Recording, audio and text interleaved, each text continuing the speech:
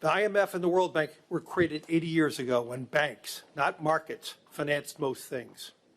Today, the financial world is flipped.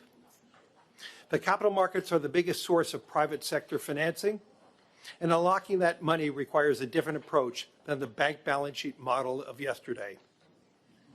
There's still a lot of work to be done, but reform over the past 8 months have resulted in billions of new dollars for the developing countries' infrastructure.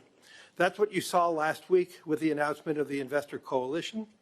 BlackRock, GIP, KKR, and other major firms will deploy $25 billion in Asia's emerging economies. In a way, it's an Indo-Pacific counterpoint to Italy's Mattei plan, which is helping African economies grow, and that's important. Every country in the world needs a growth strategy. But if I could convey one more important message today, it would be the countries that need growth most right now are not just emerging economies. Great economic powers, including the G7, are in fact on the list and need growth going forward. All of us are staring down a growth dilemma. Whether we solve it or not, it's a significant economic fork in the road for our countries. Today, the G7 average debt to GDP is 129%. No matter how much we tax, how much we cut or reduce that debt, it will not be enough.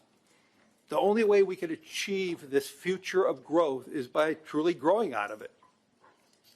But just growth is becoming more important because we need to be focusing on our fiscal health.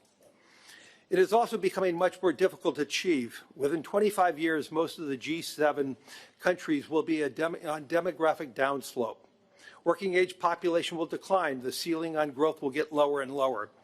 This is why building new infrastructure is critical, especially through public-private partnerships. Infrastructure investments is a counterforce to the high-debt, low-growth economies.